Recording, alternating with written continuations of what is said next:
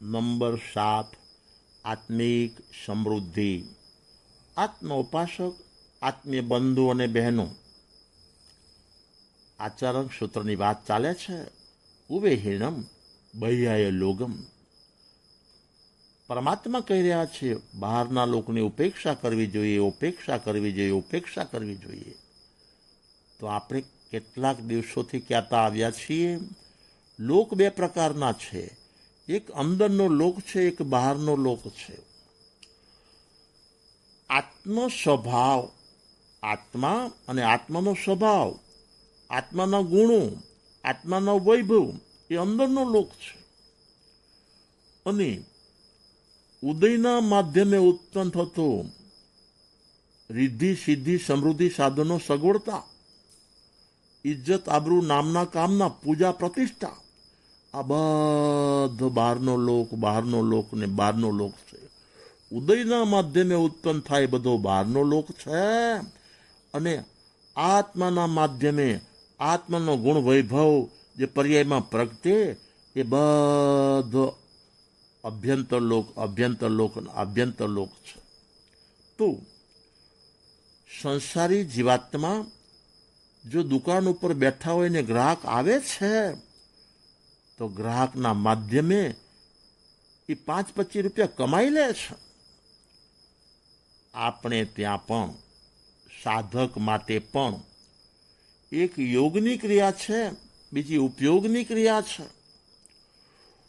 યોગની ક્રિયા કરવાનો જ્યારે જ્યારે આપણા જીવનમાં અવસર આવે ત્યારે ત્યારે ઉપયોગની સ્થિરતા ગુમાવ્યા વિના નિર્વિચાર રહીને યોગની ક્રિયા કરવામાં આવે છે, તો નિર્વિચારનો નફો આપણને મળે છે.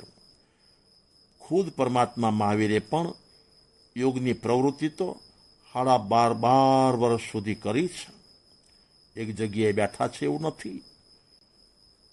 એમને પણ વિહાર આદિ બધું જ કર્યું છે, યોગની પ્રવૃત્તિ બધી જ કરી છે. પરંતુ બહુ કરીને નિર્વિચાર અવસ્થામાં કરી છે. વિકલ્પના વાવાઝોડાના વંટોળ ઉત્પન્ન કર્યા વગર કરી છે, કે જેથી એની સાધનામાં લોસ થતો નથી. આપણે મન વચન કાયાના યોગની પ્રવૃત્તિ એક કરવામાં આવે છે, તો વિચારના ઝુંડ ઉત્પન્ન કરી દઈએ છીએ અને આપણે સાધનાથી નિર્ધન થતા જઈએ છીએ. આપણા જીવનમાં જ્યારે જ્યારે યોગની પ્રવૃત્તિ કરવાનો સમય આવે ત્યારે એક કહે છે આમ કરવું છે, બીજો કહે છે આમ કરવું છે, ત્રીજો કહે છે બેમાંથી એકને આમ કરવાનું છે. એટલે અભિપ્રાયનો વંટોળ અને જીવન આ જીવાત્મા સાધનાનો સમય હારી જાય છે. વિકલ્પના વંટોળમાં આ જીવાત્મા સાધનાનો વિનાશ કરે છે. ત્યારે બહારનું બને છે મેતે સ્વીકારી લેજો હેતે. જો સ્વીકારશો હેતે તો મોક્ષ મળશે મેતે. જોજો, મનના ઝઘડા ગમે એટલા કરો, વિકલ્પના વંટોળ ગમે એટલા વધારો, વાવાઝોડા ઉત્પન્ન કર્યા જ કરો, પરંતુ તમે ધારો છો એમ કંઈ થવાનું વાળું છે એવું ન માનો. ત્યારે બહારમાં તો ઉદય પ્રમાણે જેનું જે બનવાનું હોય તે બનતું રહે છે. યોગની પ્રવૃત્તિમાં સાચો સાધક વિકલ્પને વિરામ આપતો હોય છે, ફૂલ સ્ટોપ કરતો હોય છે.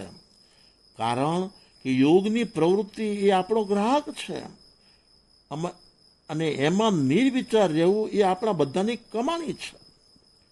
તો આ નિર્વિચારની કમાણી જેટલી આપણે આપણા જીવનમાં વધારતા જઈશું એટલો આત્મિક અનુભવ ગુરુ કૃપાએ સહજ બની રહેશે. અને આત્મિક અનુભવના માધ્યમે અંદરનો લોક જાણવામાં આવી ગયો છે, અંદરની સમૃદ્ધિનો અનુભવ થઈ ગયો છે. તો હવે સાધકને ખબર છે કે અંદરની સમૃદ્ધિ એ 100% સત્ય છે અને બહારની કહેવાતી સમૃદ્ધિ એ બધી બોગસ બોગસ અને બોગસ છે. તો અનુભવના માધ્યમે આપણે સૌ આત્મિક ભાવમાં આગળ વધીએ, ગુરુ કૃપાએ સફળ બનીએ એવી શુભ મંગલોત્તમ ભાવના. બસ આજે આટલું જ. મુંબઈ, વિલ્લેપાલ્લામ, સંવંત 2076, જેઠ વદી 30, સોમવાર, તારીખ 8/6/2020.